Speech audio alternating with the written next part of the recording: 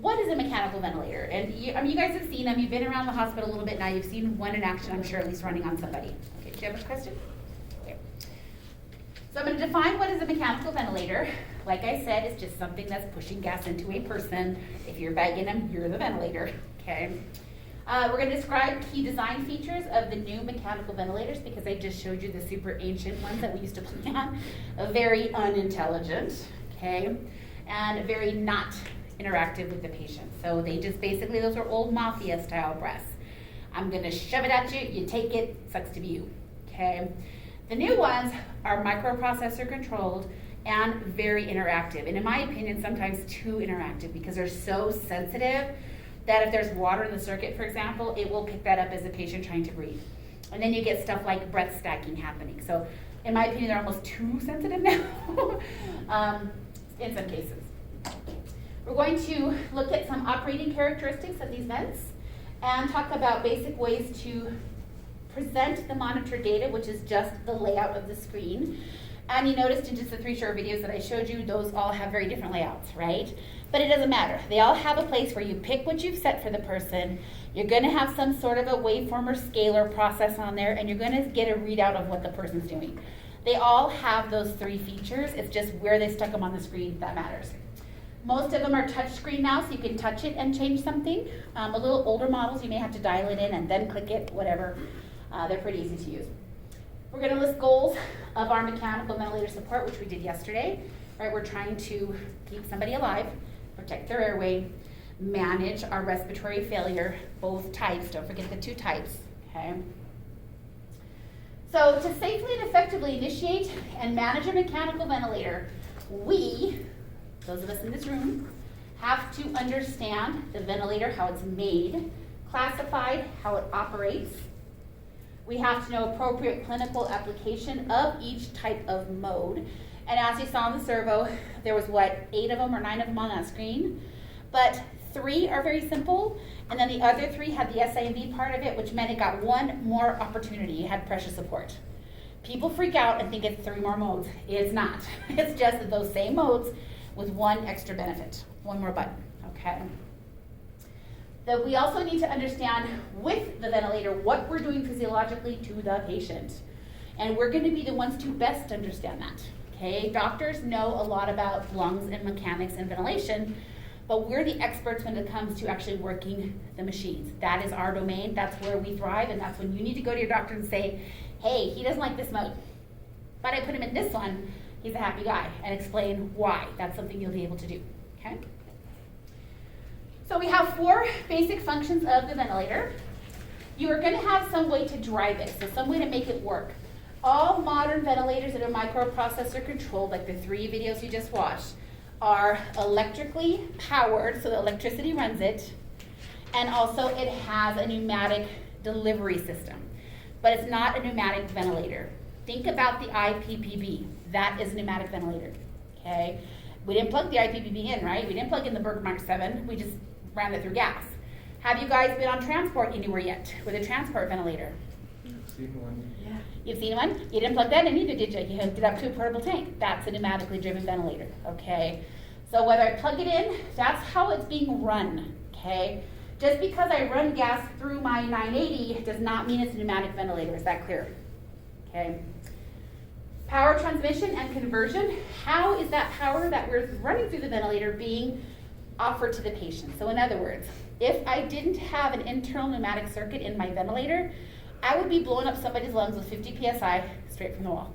So there has to be some way to convert that, and so we'll talk about that. The control system is what drives the breath, and we're going to get into that in great detail. We also have pressure, volume, and flow capable waveforms. The other word for waveform is scalar.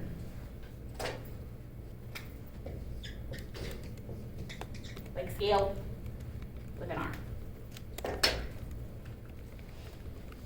So a pneumatic ventilator means it's running with compressed gas only, and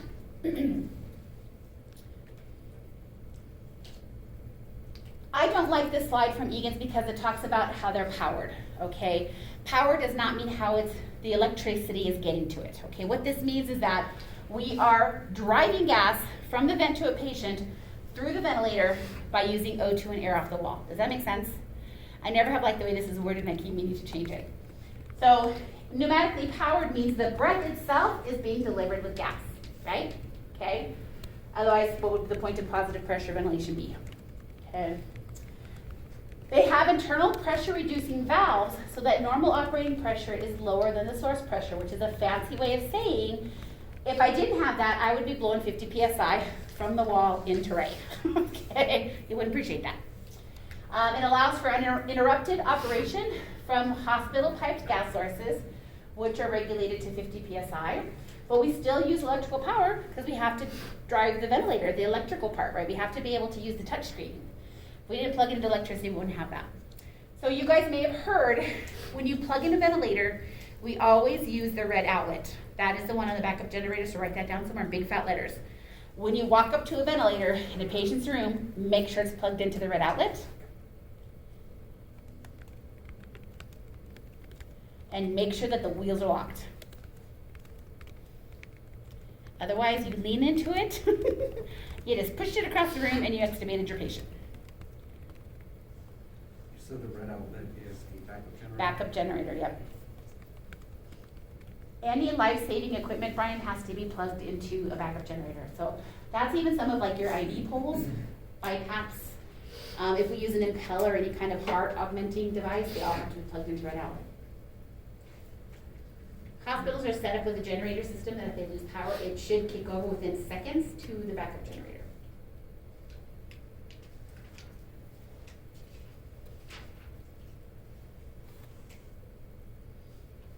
So again, this comes out of Egan's, and I really don't love the wording, especially that first statement, because you're thinking driving mechanism. What the heck is that? All we're saying is that the driving mechanism, however it is in that ventilator, converts whatever power is coming through the vent. So in other words, power is gas, whatever gas is going through the ventilator. The driving mechanism converts that to useful availability to the patient, right? So it has to be done somewhere in the ventilator. That 50 psi gas, air and O2 is taken in the pneumatic circuit, the internal circuit. It's blended because we don't run people at 21% or 100% very often, right? Somewhere in there is a lower FiO2.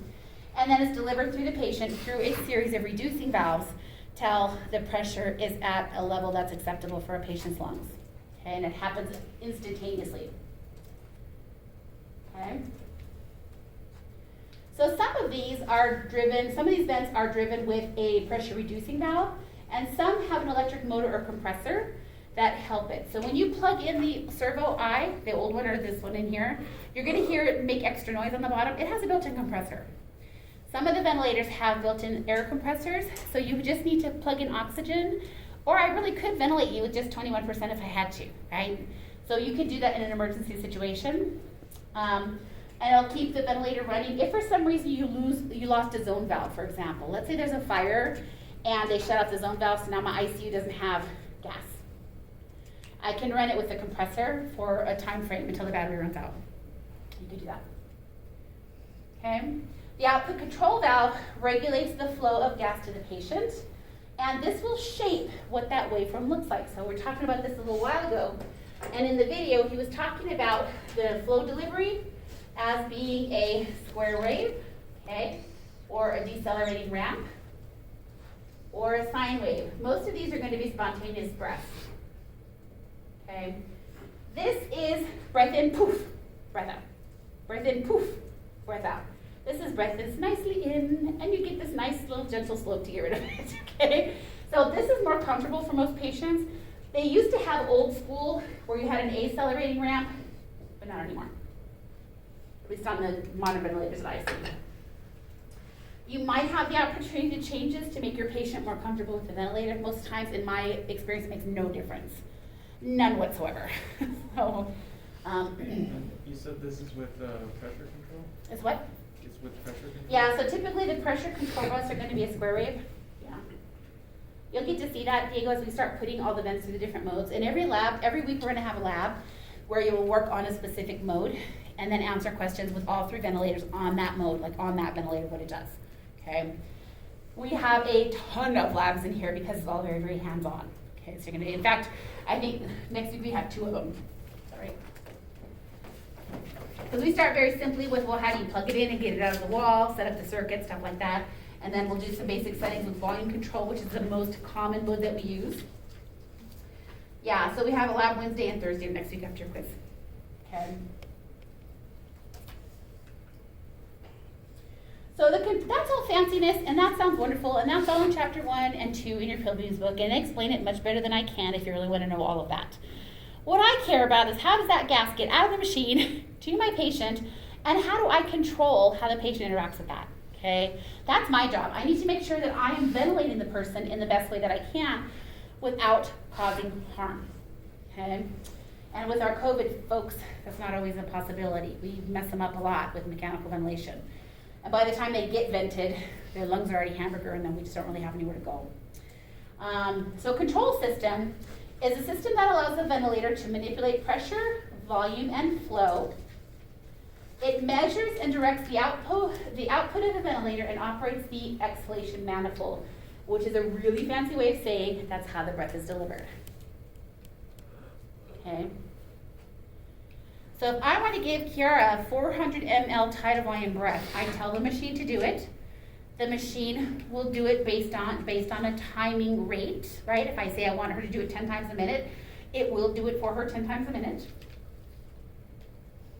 And then at the end of that inhalation, once that volume gets in there, it shuts off and an exhalation valve opens up so she can exhale. And if you've been by a ventilator, you can hear it sometimes tick open and shut, and that's when the person's exhaling. Or if they've hit a pop-off for any reason, I'll demonstrate the pop-off for you. The pop-off valve is to vent extra pressure. It'll actually slam open and slam shut so that the person can exhale safely. The control circuit can include any mechanical, pneumatic, electric, electronic, or fluidic components. So all that means is that all modern vents have at least two of these systems that work in conjunction.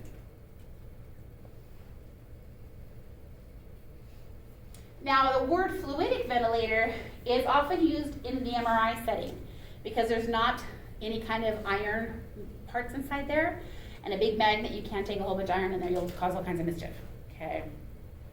And we'll get to those. So I showed you all those pictures of the ancient videos I played with, and those would be considered an open loop system. They're dumb, not microprocessor controlled. This is mafia. You get a breath, I'm gonna force you to take it. You have no say, you can't get any extra breaths. I don't really care how you get the breath, I'm just gonna shove it at you, okay? Make the patient super miserable. And guess who had to be drugged? All of them, okay? When you guys saw your travel, how did your patient enjoy the travel then? She was kind of all there, so I don't think she really noticed the difference. She was drugged? Yeah. Yeah. Well, she was kind of on her way out. Oh, yeah. So travel vents are fantastic, but because they're portable, they don't do a lot of this fanciness. So I can give a volume, I can give a rate with the travel vent. I can add PEEP with an external valve. That's really what I get. I don't really get a whole lot of other stuff. But travel vents are this big, and to go to CT with one, that's fantastic. But if you want to breathe interactively as a patient, you're going to hate the travel vent. And you're going to be asking for more breath that it's not going to give you because it has no way to sense that you're there. Make sense? Okay. Don't like it. Also, old stupid vents cannot be programmed to respond to changing conditions in the patient. So I mentioned that mode a moment ago, PRVC. It notices pressure that it took to deliver the last breath, and it will lessen it or increase it as needed for the next breath. So it's basically completely interactive, okay? Which is lovely unless you're breathing 50 times a minute and then it can't keep up, okay? So as ventilators got smarter, they started becoming microprocessor controlled, and they became what we call closed loop, which is a smart or an intelligent system. So it knows the patient's there, it senses when the changes are happening on the ventilator, it senses pressure and flow changes, and will act accordingly, okay? It looks at the set and patient parameters and is able to adapt mostly in a breath-by-breath manner, which is pretty cool. So as a patient, you're not going to be struggling as hard on a closed-loop ventilator that's microprocessor controlled as you are in one of these old ones, or even a travel vent. Bless you. So those smaller ones that we've seen, like the home vents, Mhm. are they still considered, I mean, they're obviously an intelligent machine, but. I mean, Not really most of the home vents are just kind of an upgraded travel vent, like the LTAV. If you've seen that guy, it looks kind of like a little laptop. It really doesn't do a whole lot. I mean, there's a bunch of different settings they can do, but it's not like one of the ones in the ICU, okay? But there's a couple reasons for that. It's because most of the home vents, you have a backup generator that they make you, I don't know if you know this, when you go home with a home ventilator, you have to put a generator on your house. And in case, you don't want the person to die while they're at home. But the vent doesn't do a whole lot. So when patients start to get sicker, when I worked home care, that was one of the calls we would always get. Gee, they're setting off the pressure alarm all the time. Well, it's because they're not sinking anymore because they're too short of breath. That vent's too dumb to get it. Okay? So I would consider like the home vents now more of a hybrid, kind of in between the two. But I'm not going to send anybody home with a $90,000 980. Nobody, Medicare is not paying for any of that, right? So all that's well and good, but how do I make it do that? How do I make it give Kiara her 400 ml tidal volume? Well, I have something called the patient interface. That is that lovely display where I get to, I'm sorry, not the patient interface, the operator interface. I get a lovely display of buttons to play with. And I highly recommend you play with the buttons in the lab as much as possible because that's where to do it. We're not going to break anybody or hurt them. And the operator interface is a digital display almost exclusively on all the ventilators nowadays. So they are all LED or LCD screens that you can touch or you get a readout of some kind. Most of them lock, in fact, where you can keep the nurses out of it if you choose to. And then they also have some Or patients. Or patients? Alexa and I had a patient who was put on I don't think it was a vent, I think it was a BiPAP, but it was for high flow, and we literally had to lock her out of it because she kept getting out of bed and turning down her own high flow. Stupid. Very. I wish they would put some videos out there about people who died doing that. Like, The doctor seriously. was messing with it too. Yeah, the doctor yeah. didn't know what she was doing. Well, the problem is it has a lock button. If you know where it is, you can unlock it just as easily as you can lock it. But There was this patient That's what it's on for. a vent at AMG, Mhm. and his dad was always cleaning everything, like he was just nervous, and he wiped the screen one day. Changed everything. yeah, and so when you do change everything, there are usually safety features like you hit something and then you have to accept it. If it's a really big change, it's going to say accept, because they don't want you doing something stupid like that. But yeah, so we have this lovely operator interface. And then there's some hardwired buttons. I had mentioned the ones on the servo, that's like the manual button, the inspiratory, expiratory hold buttons are there. So there are some hardwired buttons on the vent. Most advanced displays are dedicated special purpose buttons and dials that only we would know how to work, which is good. So another name for the operator interface is the control panel. And this is where we tell the machine to do what we want it to do. Every mode has some basic settings that we get to pick. When you are in the mode, when you saw that 980 video, you saw the guy hit a change and then more options popped up. So if the options are grayed out, they're not available in the mode you're working in, okay? This is where we dial in what we want it to do. And the control panel will either have knobs, touch pads, buttons, whatever, making it do that. We set some pretty basic settings in every situation. So we always pick a mode, okay?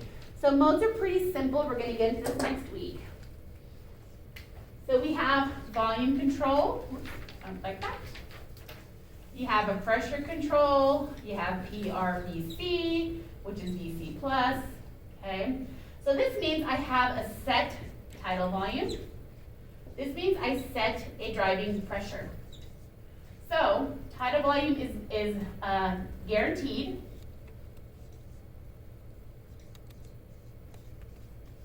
Pressure is going to vary. Here, pressure is guaranteed.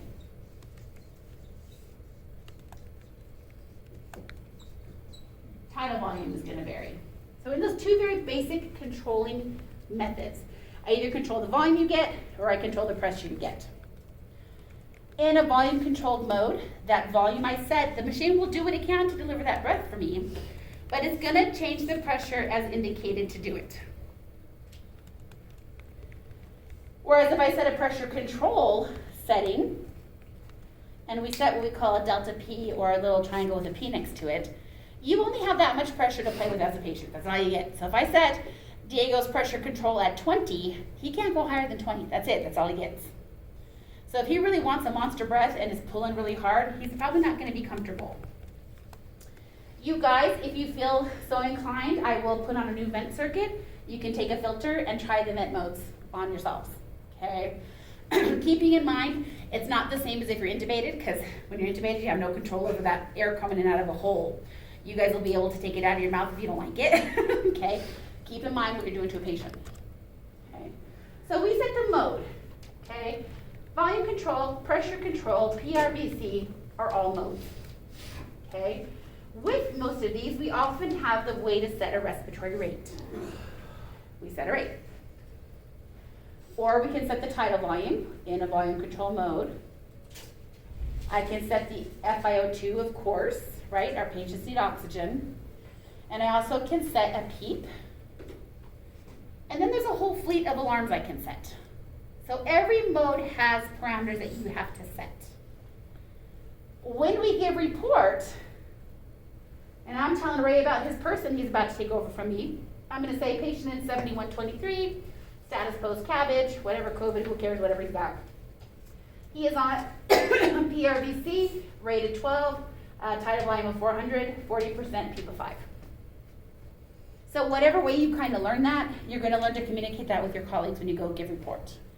I noticed that the younger kids, like I started off that way, where for me it was mode. I always did mine like this. Mode, VT, rate, PEEP, and if they had it, pressure support. The new babies, I noticed do it this way. Right.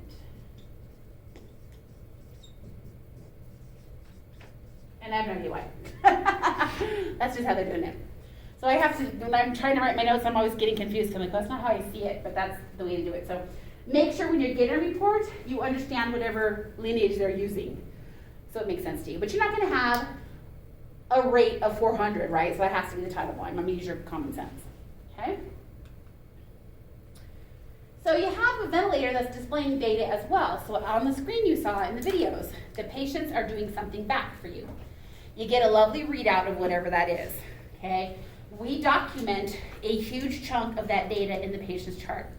If you're lucky, like to work at UNM or Press Main, that data uploads to the computer. You just get to walk in and say, I like it, okay. Now, I say you're lucky because you don't have to stand there like at Loveless and go line by line by line and type in all your data, because that sucks. However, in doing it that way, I'm forced to look at the numbers. As opposed to, if I've got something just uploading, all I have to do is sign it off. I can sign it off from across the hospital. I don't even have to be at the bedside. So I really don't have to pay any attention to what I'm looking at. And trends are important, okay? So if you've got somebody whose peak pressures are climbing and you don't pick up on it, you're gonna give somebody a new one. I mean, I can sit at lunch and hit okay on all those meds. Sure I can. Not a good idea. Okay, so just because your hospital has technology that will upload all this for you, make sure you are paying attention to the numbers. Write that down. Make sure you are visualizing and acknowledging the numbers.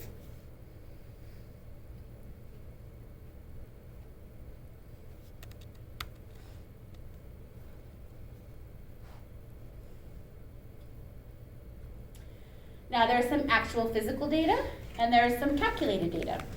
So for example, the ventilator will oftentimes calculate one of the two compliances, whether it's dynamic or static. On some vents, you can get it to do airway resistance. If I've set a tidal volume, it will give me a display readout of what was exhaled as a volume. They should match up, right? Because if I'm putting in 400, I should be getting back 400. If I'm not, something's wrong. There's a hole somewhere, something's leaking. We can get data like our peak inspiratory pressures and our mean airway pressures, and we're going to get into that in a week or so, why that's important, okay?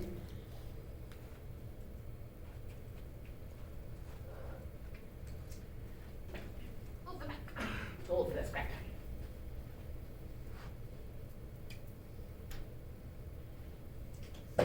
said I have my day off this week is Sunday, and my mom's gonna wanna do all this stuff, and I'm gonna be like, I'm so dead. I can't do it. Okay, so other displays, you get some lovely graphics. Most therapists hate graphics because they have no idea what they do. If you pay any attention to what the picture looks like, it really is worth 1,000 words. You've heard that phrase. If you're paying attention to what you're looking at, you can make all kinds of really intelligent decisions about your patient by the picture, okay? And these are on the boards. They like to throw you funky loops and expect you to know what's wrong with them, okay? So graphics are useful for that. Alarms are safety features that we set, so they also vary by mode, but we set them to alert us if anything were to go wrong with the patient. It yells, we're supposed to come in and check it, okay? How many of you in this room have heard an alarm go off on a ventilator and the nurse walked in, hit silence, and turned around and left? Anybody who's been in a hospital more than 5 minutes has seen that. Did they bother to read what it said, or did they bother to assess the patient? Nope. Okay? I actually had a nurse do that in front of me one time, and because I was walking in right behind her, she walked in, she hit shut up, and she turned around, and I stopped her, and I got in her face, and she's like, what? I go, turn around. The patient was disconnected. Oh. She never even looked. She just walked in, zip, and was on her way back out. But I was coming in right behind her, and I literally caught her at the door face to face. I'm all eyeball to eyeball with this girl, who had proven she was stupid to me more than once. I already had a little attitude about her. And I just flipped her around, and I'm like, turn around. And I go, what's wrong with this? She goes, oh, they're disconnected. I said, you never walk in and just hit silence and walk away. Because how do you know what's wrong? Yeah, maybe they just coughed. Could happen, right? But maybe they're disconnected. Maybe they're extubated, you know? Oh, she was so mad at me after that. But you know what? She never did it again. So alarms are to bring events to us, our attention, but not only us, the nurses, whoever is nearby. You have to go check.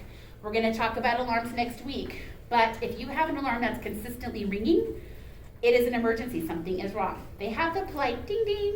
Okay, something happened. I should let Leah know. I'm going to put it here on the screen so when she comes back by, she can see it. Okay? But if it's something major and it's going ding ding ding ding ding, it's like, Leah, get your button here right now. You need to look at this machine. Something's wrong. Okay? And I don't know what it is about nurses when they learn it in school or whatever they learn, but that's the first thing they do. Just walk in, hit the button, walk out. It makes me insane. Like I want to trip every one of them just so they have to fall and pause for another moment. Just stop, don't do that. All right, so this is the face of the 840. Like I said, we don't have one in the classroom, but I wanted to show you what the control panel looks like. This is it. It's set up on, it's about this tall. It's not too tall. All of them are lighter now, easier to push around. Okay, so it's not like furniture anymore. On this one, we have our alarms are going to be up here. So this would display red if you had something really important go wrong and you need to fix it, okay? If it was something important but it stopped, it's going to be a yellow indicator. If it's green, that means go, life is good, okay?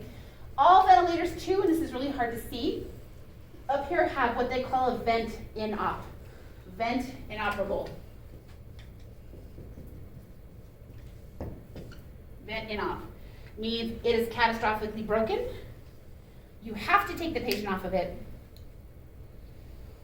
When the vent in op alarm goes off, the safety valve inside the machine opens and gas is just gently delivered or by. That just becomes a blow-by system, so the patient won't suffocate to death, but you got to get them off.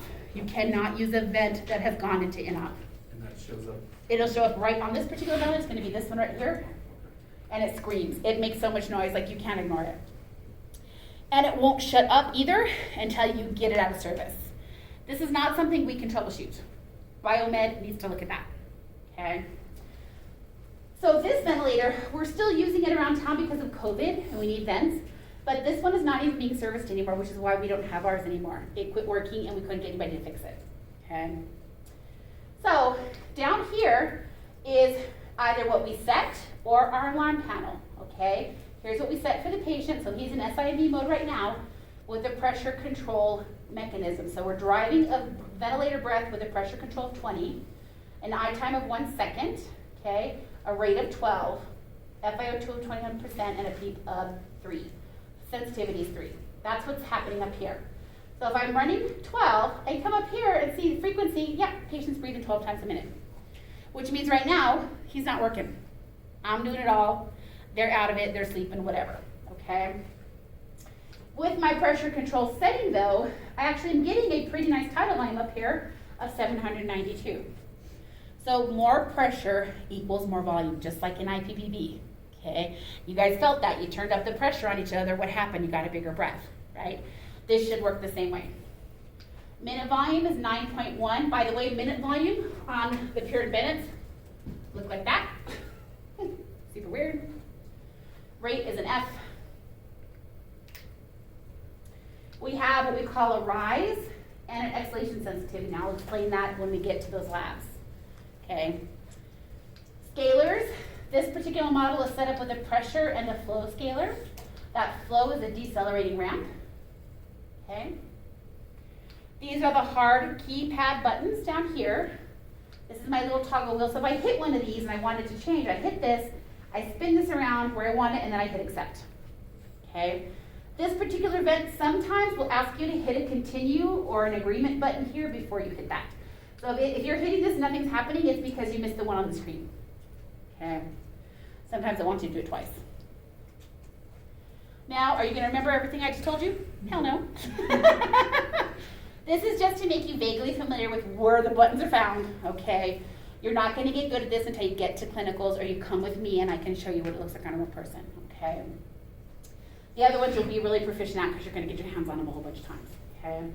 But like we have alarm silence buttons here. There is a 100% O2 button. Every ventilator has a way to deliver 100% O2 for 2 minutes. We use that for suctioning, okay? Turning, anytime you're worried about somebody crumping a little bit, you can put them on 100%. This is the one button I show the nurses. You can use that one, that's okay. Don't touch my toys. You can use that one. We have our whole buttons here. We have a clear button. Okay, questions about that? Like I said, are you gonna remember this all day long? No. This is just a start. Here's my friend the Avia. I actually got this ventilator gifted to us from the company. I was super excited about that. I'm working on Draeger now. I want to see if I can get us a Draeger. I'm like, who can I smell pretty at and get us more toys? That 980, by the way, is not ours. Pure Bennett lends it to us. They store it here. We get to play with it. They take it for conventions. They give it back. That's what I'm hoping I can do with Draeger. So, or any other ventilator company, just so you guys have more stuff to play with, right? So again, on the Avia, this is what I set. Here's what the patient's actually doing. This is the mode they're in. Scalars, okay? So anytime I want to hit something, I touch it, I spin the wheel, or I touch it, and I touch it again. So this is pretty much all touchscreen, but they do have hard pads all through the outside, okay? Depending on what kind of fanciness it's set up for, the Avia can do some pretty cool stuff. It can do end-tidal through it. It can run inhaled nitric oxide through it. All ventilators don't do that because they have to have special calibration for it and special software. So you can't just change gas besides oxygen to air, okay? I take however many I'm doing. I can lock it if I want to keep people away. But like I said, the lock button's right there labeled with plain view, so if I lock it, it's just gonna come along and unlock it. You may never get the doctors to not play with your toys. It's just really irritating when they do. Here's the face of the Draeger, okay? So down here's what I've set. Up here's what the patient's doing. My scalars, you can see the scalars look a little different. They all have the same thing though. You touch a button, you spin the wheel, you hit accept. Doesn't matter what the face looks like. Okay, people always panic in the beginning of this class. It's like, I can't learn these 6 ventilators. Yeah, you can. They're the same. They are exactly the same. They just have different setups where the buttons live at.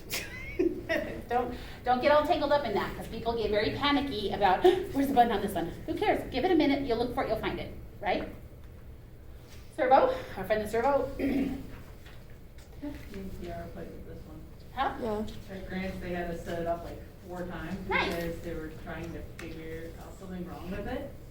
And so they're like, oh, set it up again, they gotta work on it, and you're just like, okay. Nice. It's good though. Like I said, that's the kind of stuff that I can't simulate for you well here. I mean, seriously, clean every vent they ask you to, set up every vent, EST, every one you get your hands on. And those of you guys who are already working, you're going to be sick of it because that's one of the things they make the students do, is to take the vents down and set them up. But it's really good practice. I'm looking forward to learning. Yeah. So I'm in volume control, okay? That is its default mode. So volume control is the most basic mode of ventilation. I'm setting a volume, I'm setting a rate, I am controlling what you're doing, okay? Now, that's not to say that you can't have extra breaths. Right now, this patient's set at 15. If he wants more breaths, he can get them. They're just going to be at this tidal volume, Does that make sense? Whereas those ancient ventilators I showed you at the beginning of this lecture, you didn't get extra. There was no such animal. If I had you at 10 breaths a minute, you were stuck at 10 breaths a minute, breathing one time every 6 seconds, and it sucked to be you. Okay? Now they're smarter, so you can have more breaths, but they're just going to be where the machine was set. Okay? We call those assisted breaths. I talked about the C and the S a moment ago in the control window, right? C is for control. The first breath the patient takes extra is assisted, and then they can flip over to the spontaneous mode where they're using pressure support. Now don't let your heads go, we're going to get into this next week. Okay? It's a lot, but we're going to get into it next week. Don't graphs also change depending on whether it's spontaneous or actually the machine giving them the Say that again, does what change? The graph, like the graph on it? The way it looks, yeah. Yeah. Yep. Everything's different. And like I said, that's what graphics can tell you, which is really awesome. So if you're paying any attention to it. I didn't have graphics when I went to school. There was no such animal. So I mean, the MA1 had none of that, right? Can you imagine? If you did, you probably have to, bring the room computer with you to run the damn thing. It would be horrible. Okay, so any questions about basically how the machine, the internal pneumatic circuit, how it dials down the gas flow to the patient, makes it do what we want it to do. The control unit inside the vent delivers the breath how we tell it to. The patient interface is how we get the breath to the patient. The control panel is how I make it do it. Is that pretty clear? Okay. Can we go back real quick? So the assisted breath that you're talking about, if they were taking an additional breath, it would have to be at a 400 tidal volume. But so they take as much as they can, and then the system gets them to the 400? No, it's not stacking. It just means they would have an extra breath at 400. Yeah. So up here, if you're looking at this machine, so this is a control breath. This is all machine, all mandatory. If they wanted an extra breath, they can have one. The next breath would be A for assisted, and they would use this 20 of pressure control to do it. Does that make sense? Yeah. They don't have pressure support set in this mode, but you can. So if I wanted to, pressure support, if I took a third breath, then that breath would be the pressure supported breath. So I'm actually changing gears altogether. I'm not using the mandatory stuff anymore. I'm now using an available pressure support as a spontaneous breath. So I'm kind of bouncing in and out of help. Does that make sense? Yeah. Now, like I said, the waveforms are going to look a little different. And then also, if you guys have seen it anywhere, you're probably going to see a trigger where you're going to see a deflection of some kind because they had to set that breath off. And I will show you that on the machines when I set them up for you. You'll be able to see when the patients ask for an extra breath. Much easier to understand when you're looking at the machines running, okay? But we're going to get to all that. So the patient interface is just that external pneumatic circuit. That's the patient circuit. That's what we use. They're disposable. Put it on the patient, get rid of it. Now, I had somebody ask me this the other day, and I don't know the answer necessarily because I don't go to all the hospitals anymore. When you are done with a patient circuit, at Loveless, if it was a non-COVID circuit, it just went in the regular trash. But sometimes they're wet, slippery, bloody, icky, COVID-y. That stuff's going in the biohazard bin as far as I'm concerned. So wherever you are, if you're asked to take down a circuit and you're going to clean the vent, ask them how they want you to dispose of the circuit for that facility. Because my view is COVID-y, it's got to go in biohazard. It's got to get out of here. The reason they don't like to is because they have to pay to incinerate biohazardous material by the pound. So the more that goes in there, that's the more they have to pay to burn. Okay. But yeah, COVID crap, airborne, anything, that stuff is not going in the regular trash. Because who am I going to contaminate with it? Anybody, but housekeeping in particular, right? Those poor people who are working for, $8 an hour, you're going to give them COVID because you're too lazy to walk over to the biohazard bin. Not cool, okay? So the patient interface is the piping that happens, the tubing that goes to the patient, and all of that mechanical dead space. You're talking about 15 feet of nonsense that the person has to breathe through, and they're doing it through a straw, okay? So you can imagine how seriously uncomfortable all that would be. And like I said, I will get new circuits on these vents, and you'll be able to use your mouthpiece and breathe on all of them. I recommend it. I recommend that you try, just so you see what the different modes feel like. For example, for me, I really like pressure control. Some people really like volume control. If somebody's really awake, they want a spontaneous, totally mode spontaneous, where they can do everything they want to do. So, with a circuit though, you have to watch out between Anything wrong with the circuit, so holes anywhere, pinholes, ports that are open, great places for leaks to happen, okay? So here's our internal, our external pneumatic circuits, and I've been babbling about those for a long time, so I'm not gonna spend any time on it, you can read it here. It's actually diagrammed in your Pilgrim's book if you want to learn about the pieces. I think you've seen a circuit by now, I just showed you the video. And again, here's what it looks like. Now, the external pneumatic circuit, or the patient circuit, nobody runs around the hospital going, gee, I need to find an external pneumatic circuit. Nobody talks like that. They're like, I gotta get a circuit. That's what they say, right? Now, it comes, just like the one that George showed you, it's got the inspiratory limb, the expiratory limb, and it could be heated wire or not. That's pretty much it, okay? But I can add all kinds of extra crap to it if I want to, right? I can add an MT or an MDI adapter, like that circuit he had the MDI adapter built into the wire, which is super snazzy. I might need a drain bottle or drain tubing of some sort, or some way to let the excess water drain out of the system. I certainly need to humidify it and heat it because I'm bypassing your airway. And a range of filters of some sort. So there's extra stuff we're adding in addition to the circuit. Every piece of plastic we add adds dead space. I don't know if you're aware, but one little tiny piece of blue tubing, excuse me, 50 mLs of dead space. So even our Ballard has that. So think about that. If you're having a hard time getting somebody to ventilate, and you have a circuit with a Ballard, an NEBT, an MDI port, an HME, all that crap built into it, you've added a whole bunch of dead space. If you get rid of that crap, you probably have better ventilation. Okay. Here's what the VA looks like all put together. So the gas comes out of it here. There's a filter for that because we have gas coming from a wall into the machine, but I want to make sure no particles or bacteria are getting into the patient's lungs. There's a piece of tubing from the filter to the heater, and then the inspiratory limb of the circuit, which is blue, and then the expiratory limb goes into the drainage chamber on the other side. This Avia has now the drain chambers. The one he showed you was actually reusable. A piece of it was reusable and you had to sterilize it. Now they're molded single plastic units and you just throw it out. How would you set up the drainage bag on? Well, we don't have to on here because the nice thing about the heated wire circuits is you have very little rain out. So it's not like your aerosol tubing where you had to drop in a drain. These are supposed to not require that because of the heated wire. And so if you do have stuff, you actually just snake it down the white line and drop it into the little chamber.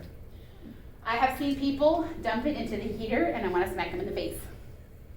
Because if I'm just putting icky water back into my heater, I just put a bunch of bugs in a hot tub. What chamber is it that you said you put it into? So there's a little drainage cup here. So you have to snake it carefully. The other thing to do if you're careful, if there's only a little bit, I can attach this to my Ballard. Remember you have that little piece of corrugated tubing on a Ballard? If you very carefully snake it down there while you're depressing the Ballard, it won't go into the patient.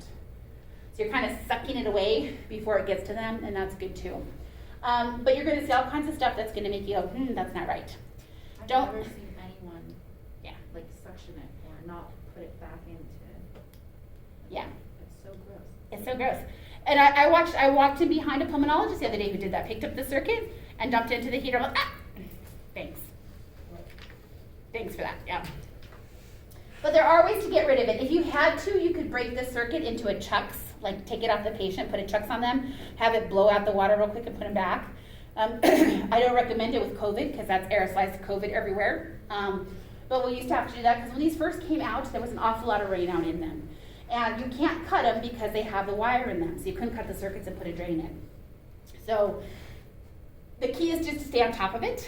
And like I said, if you're only sucking away 5 mLs every time you go by there, carefully through the Ballard and out of the way, I shouldn't have it pulling up in here. That means I'm doing my job, right? If I'm doing my diligent job, I shouldn't have a water situation happening, okay? But you're gonna follow people. You'll follow somebody on the shift before you. You're gonna come in, there's gonna be water going, choo, choo, choo, choo, and you have to get it out. You have to get it out. When I take you with me, I will show you better ways to do that, okay? But don't get in a battle fight when you go to clinicals, whatever they're doing. We just look at each other and go, Yep. Yep. I don't say nothing. Right? I'm just like, At least we don't have to go to Grants anymore. Right? I know, I was just telling Miss Play about that. I'm like, please, baby Jesus, tell me you're not sending anybody else to Grants. And she's like, no. They would have to be a very long list of catastrophic issues where we don't have anybody before anybody else is going to Grants. Because she had a meeting with that chick out there. What? Yeah. Wow.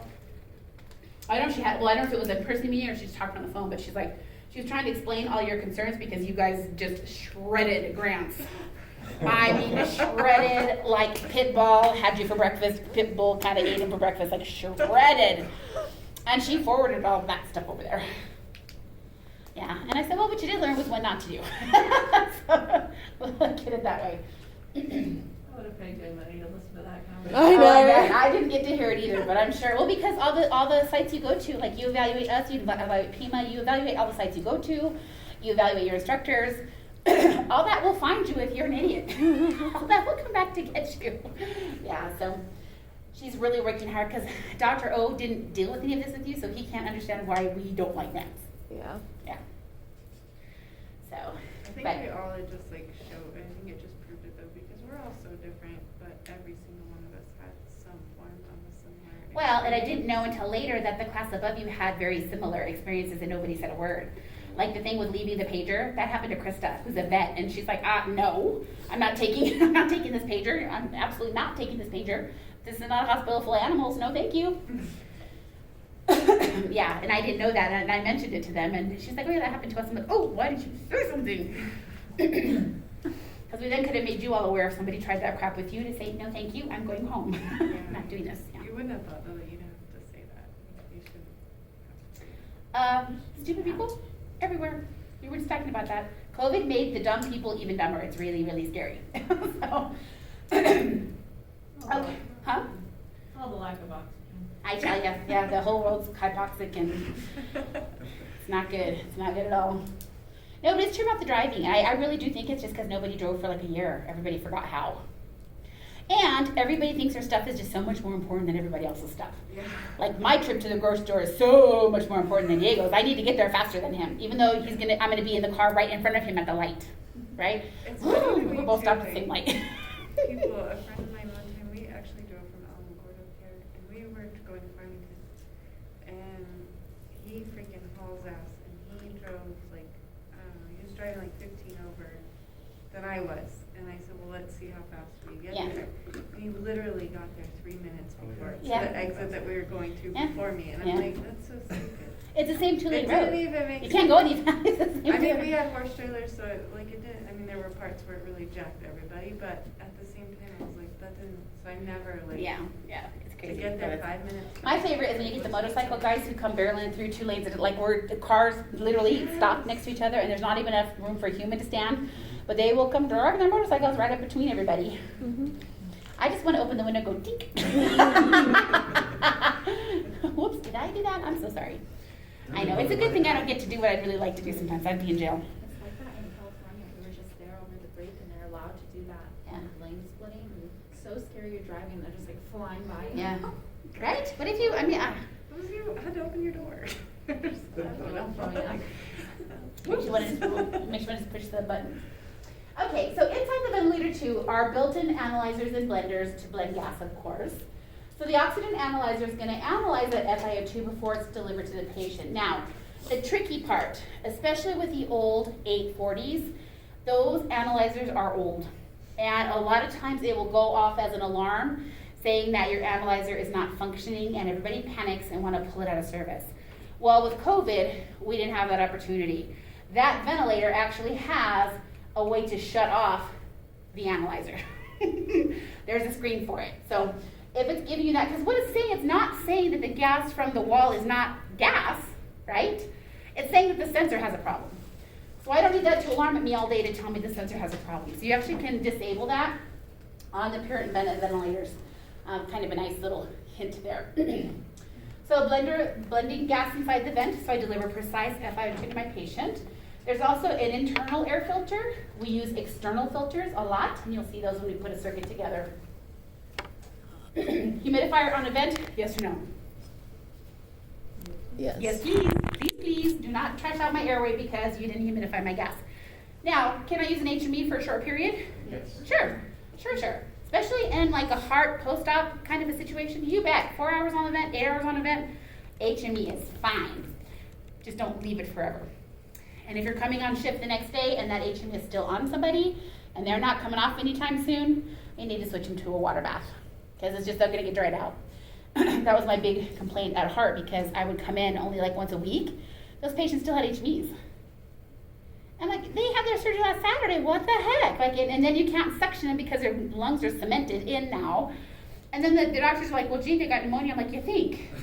Why can't you use it for longer? Because it just doesn't generate, it only generates about 70% of your body humidity needs. Whereas a Fisher-Paykel passive humidifier will do 100. So it's just not enough. It's not enough forever. Okay. Humidifier, absolutely. Old school boards used to talk about the HME as an artificial nose. So I haven't seen that on any of the new versions, but if it pops up, that's what they mean. They're actually talking about an HME.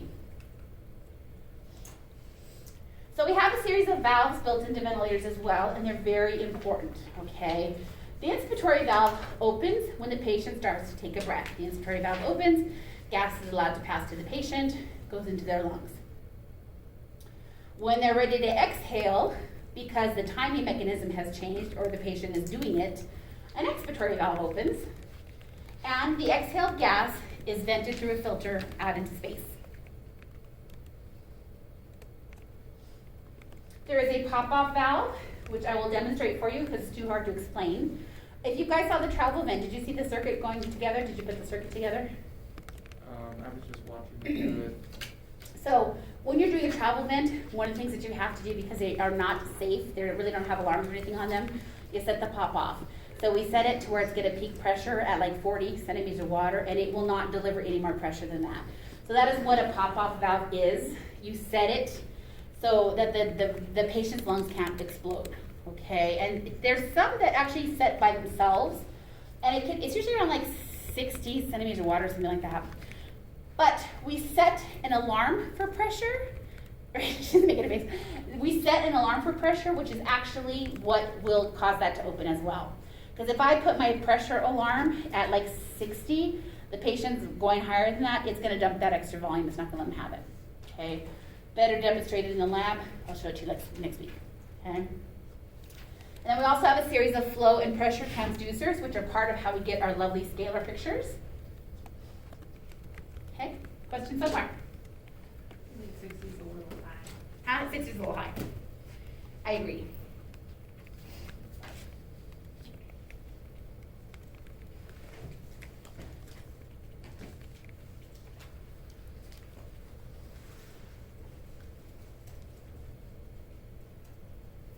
Okay, so as I said, we're covering this more next week. Ventilators have modes, right? They make it sound fancy. Every time a new vet comes up with a mode, they're trying to sell it to you. But unless they are the ones who patented it, they're really the people who first came up with it. So don't get all excited about the mode. It's a way to deliver a breath. That's it, okay? We have to know what each parameter is available in each mode just so we can set the thing correctly, okay? Nurses never know this. They know the terms, they don't understand how it works. Most of the physicians you're going to play with don't understand exactly how the modes work, although some of them are better at it than others. So comfort means we need to get a mode for a patient that they are going to, A, tolerate, and not have to be completely drugged from to survive, okay? And liberation means we're trying to let the patient, we want the patient to have more control over what they're doing, and that's what all the SMART stuff is about, okay? The less control the patient has, the more drugs they need. Not cool, okay? So again, we talked a minute ago about the different kinds of breaths, okay? So an I time, you guys already know what an I time is. That is the amount of time it takes for that breath to be delivered. I time, inspiration time, okay? I time and E time are related, right? If I breathe in, I have to breathe out. It's really better if I breathe out longer than I breathe in, right? Because you don't want to air trap, okay? So how the breath is allowed to start and end, we're going to get into next week, okay? But we have 3 types of breath delivery. mandatory, which is all machine, assisted, which means the patient asked for extra and are gonna get a machine breath, and then spontaneous means we are letting them do what they want. We're assisting with things like a little bit of pressure help, a little bit of oxygen, but there's not a rate. So anytime you see a spontaneous mode on your vent, the patient is breathing on their own. Okay? So if you come out of the OR paralyzed, can I put you on a spontaneous mode? Only if I want to get fired and lose my license. Because I'll just kill you. That's what will happen. You won't breathe and I'll kill you. So yeah, no brainer. I actually had somebody do that once. She was a brand new RT, didn't understand. I was with her, thank God, because I caught her doing it. But the patient came out of the OR, totally still paralytics on board, and she put him on a spontaneous mode. Did she tell you what the reason he was? No, she just didn't know what it meant. She just picked him. She wasn't even paying attention, like the mode needed. Because before he went to surgery, he was weaning some, so he was on spontaneous before. She never even thought to check it. Yeah. I was like, no, wait, stop. So spontaneous breath, we talk about cycling variables, and how the breath turns on and turns off is part of the homework you're gonna do for me tonight, okay? How it turns on and off is how it is cycled, okay, and triggered. So a trigger is what turns the breath on, what allows it to start. That's what a trigger is. So if the patient's asking for it, it's a patient-triggered breath, okay? And if it's a spontaneous breath, then the tidal volume and flow delivery actually are going to depend on the patient, because if I am playing with a pressure support of 10, let's say, I don't have a rate, but I can play with that pressure support of 10. So I can take a really big breath with that, or I can take a little tiny breath, depends on what mood I'm in, okay? Tidal volume is not guaranteed, rate is not guaranteed. Spontaneous mode. Don't worry about getting all this down today, we're going to get into this neck deep next week. Okay, it's a lot of content for your first couple of lectures. Respiratory rate is patient dependent. Spontaneous breaths are flow cycled. Well, what the hell does that mean? Flow cycled is what allows the breath to turn off. Okay, so once I hit the flow that's been available, once I get to that limit, I'm done. Patient can exhale. Okay, if I am in a volume cycled mode, like my friend over here, volume controlled, as soon as I hit the volume, the breath will end. Okay? And this is only for inspiratory, right? Yes. Like not expiratory. Yes. So when you're talking about what is cycling it, okay, if I'm in a pressure controlled mode, when I hit the driving pressure, the breath will end. I don't get to have more. That's what's happening. If I'm in a volume cycled mode, once I hit my 400 ml tidal volume, sucks to be me. If I want a bigger breath, I don't get it. Okay? So how about the amounts that we get returned from the patient are often different from what is set. So I always thought it was just because they were naturally breathing more than what the machine was giving them, but is that not right? So if it's a volume controlled breath and I've set a volume, I should get the return amount, okay? Pressure controlled modes, because instead of that I've set a pressure ceiling. The patient can play anywhere under here they want to. I can go clear to 20 and take a monster breath. I can play around down here in the 10 or 12 range. I don't have to have all of that if I don't want it, okay? So tidal volumes are gonna vary. We're gonna cover this more next week though, so you're not confused, okay? It's a lot, guys, I know. So the mandatory breath means that the ventilator turns it on and turns it off. These are more of the mafia style, except for now the machines are smarter, so it's not so miserable for the patients. A preset value is delivered either by volume or pressure, okay? And we set a rate. So we are setting a respiratory rate, okay? Now, these are time, volume, or pressure cycled simply based on these three things. So I mean, if they're a volume, it's a volume cycled breath. So that means what turned it off. Okay, I hit the volume, it shut off. If I'm pressure cycled, I hit the pressure, it turned off. I'm allowed to exhale, okay? Or if it's time cycled, because I have exceeded my timing window for my I to E time, I will be allowed to exhale, right? I get to my I time, I'm allowed to exhale.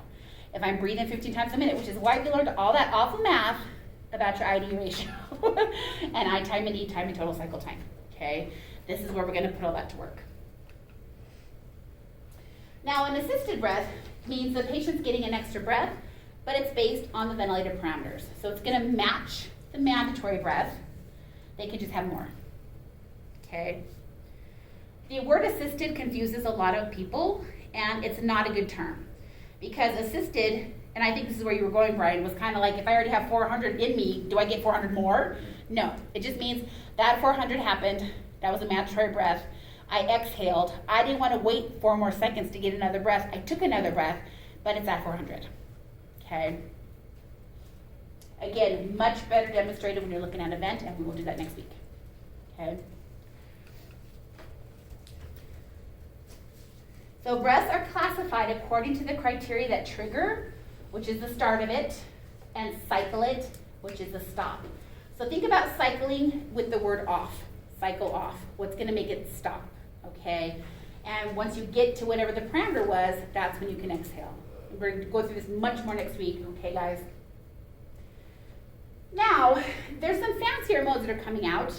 One of them is called NAVA, which is neurally assisted ventilation, where they use a catheter that goes inside the stomach that has a sensor built into it that senses electrical energy from the diaphragm.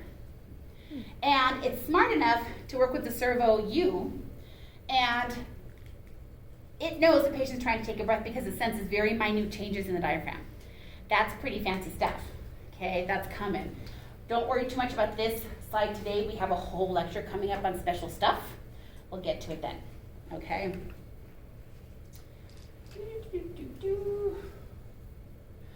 So a spontaneous breath is one for which inspiration is both triggered and cycled by the patient, so they're deciding how they're doing it, how many times. And a mandatory breath is anything else. The machine said it, we told the machine to do it, the machine did it, patient took it, that's a mandatory breath. Make sense? Okay, so this is on your homework. Just by definition, a trigger variable is a factor that causes the ventilator to begin delivering the breath. That is what starts it, okay? We have 2 types, a patient trigger and a time trigger. So if the patient's on a set respiratory rate, they have a time trigger because you're getting so many a minute. It will give you 15 breaths a minute because I told it to, okay? The patient part of it has 2 variables, a pressure and a flow sensitivity. The sensitivity is actually what makes it trigger. So I want to make it just like on the IPPB, remember that?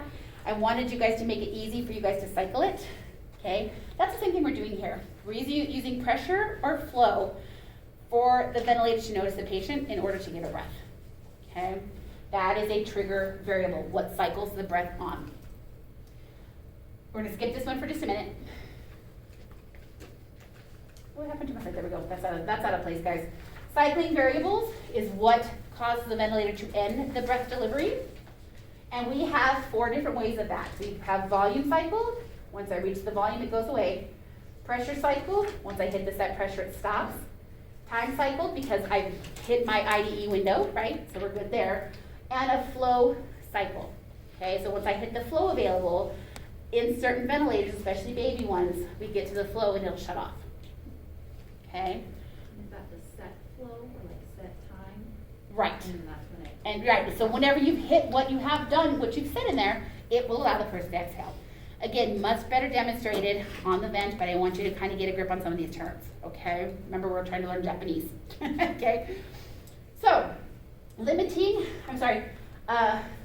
cycling and trigger variables are very important. Now, the part of it you're gonna hate are the limits. Now, what a limit is, because it kind of sounds like this is kind of something that would be a cycling situation, right? But a limit simply are set parameters that we cannot go past their value. So in other words, if I hit a pressure or a volume or a flow that I have limited by an alarm, inspiration will stop, okay? Inspiration is definitely gonna stop when I get my tidal volume delivered. But if I set an alarm at a lower pressure than what it takes to deliver that volume, it will also stop. So this is the do not pass go button. Yes, this is the do not pass go button. I address these with the alarms that I set. I don't even know if the boards are gonna talk about this anymore because this is kind of an old sub-term, okay? I have to teach it to you just in case, but I'll demonstrate this for you on the servo. There's a really good, a little exercise I do with you that's gonna make this make all kinds of sense, okay? So if you're limited, if I hit a pressure limit, the inspiration is gonna stop, okay? If I hit a volume limit, for some reason, you actually can set tidal volume alarms on a lot of these ventilators. So if I set that somewhere stupid, the breath's not gonna be delivered, and that's what a limit is. So another word for limit in your mind, I want you to think alarm setting, okay? Because it's different than the normal cycling variable where it will shut off when it's supposed to, because you reached your parameter, you delivered your tidal volume, you delivered your pressure, the vent will allow the patient to stop, okay? This is gonna stop me from even getting my full inspiration because of an alarm that I set. Make sense? I don't like this term. I was totally confused on this whole process of my whole adult RT career. I never even understood it until I became a teacher. And I'm like, okay, it's not really rocket science, but it was never taught to me that way, and it made no sense. But I will have you seeing this crystal clear next week in lab. Okay, if it's fuzzy now, don't worry, it won't be. So we have cycling variables too, okay? And a cycling variable, we talked about that a moment ago. So here's what happens with cycling variables. If your volume cycled, the inspiration is gonna end when you've got your volume delivered. Perfect, breath was delivered, patient can exhale, yay. Pressure cycled, the inspiration ends when the the pressure has been reached. Pressure delivered, breath was good, yay. Okay, these are normal, this is what's supposed to happen. If it's time cycled, the inspiration ends when the preset time has elapsed. So in other words, if I have a total cycle time of 5 or say 4 seconds, let's say, my I time is 1 second, then my E time has to be 3 seconds. So once I hit that 4-second timing window, I'm gonna be allowed to move on to the next breath. Does that make sense? Okay. And flow, if I've gotten to the flow that's available to me, the breath will end. I'll be allowed to exhale. Questions so far? We're almost done. Hang on, guys. That's a lot. It's a lot of information. All right, so ventilator classification by use. Think about this. Just where are they at? Critical care, subacute care like your Kindred and AMG, home care. I don't know if you've heard, a company called Genesis is also starting a long-term ventilator unit here. I don't know how big it's going to be. Ms. Polly's been getting some hits for, they want some help out there. They're trying to staff it.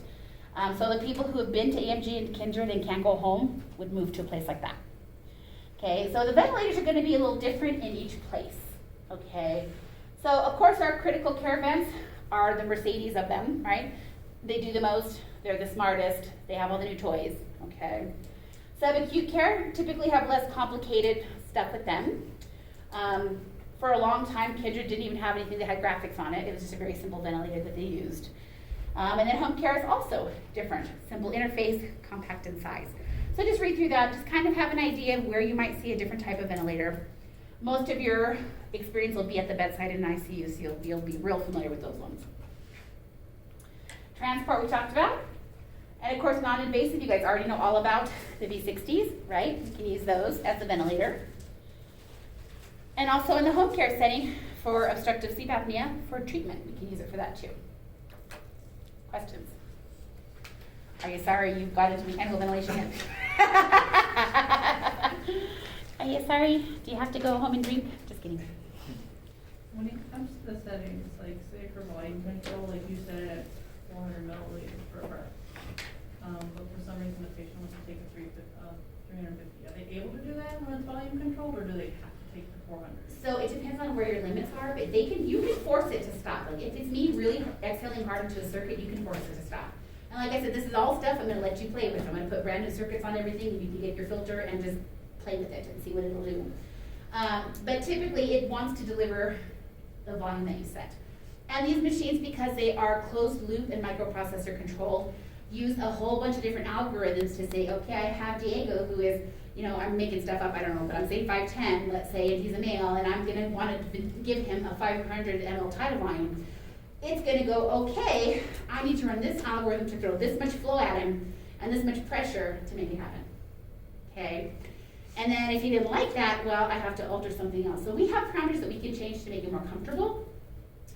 But most of the time, it's just they need something different, a different mode, a different access point to the ventilator. or sometimes they just need drugs, because I've tried that, where we have changed every mode, tried repositioning, tried suctioning, tried trying to talk them down, and they are still just being a rampaging beast. I'm like, I'm over it, go get drugs. I had 2 patients like that Sunday, in fact, and both of the nurses were new to me, so they didn't know me, and they probably thought I was just crazy asking for all kinds of drugs. But we had one lady with a trach, and she was a maniac. She had drug issues anyway, and she was trached because of COVID. She's a little tiny thing. They had an ache shyly in her, so every time she so much as wiggled, you could tell it was banging in her airway, making her bananas. And she literally coughed for 4 hours straight. And I finally went to the doctor. I'm like, go make that stop. I just can't do this anymore. And they finally had to drug her, and it took a lot of medications to chill her out. But she finally went to sleep for about 2 hours, and she woke right back up and started over. Yeah. Like, why an 8? I don't know. She's a little tiny thing. Usually I don't do that. Like half the time I'm complaining because the tubes are too small. Yeah, it was crazy. I'm like, why an 8? Well, because 8's coming in for cutaneous pits. They either have a 6 or an 8, which is also dumb because why not a 7? But they have an 8 and a 6, and that's usually what they do. Anybody else would have tolerated it, but she was little, and I think that trach was just too much trach for her. And I even thought about, well, shoot, next thing I'm going to do is I'm going to drop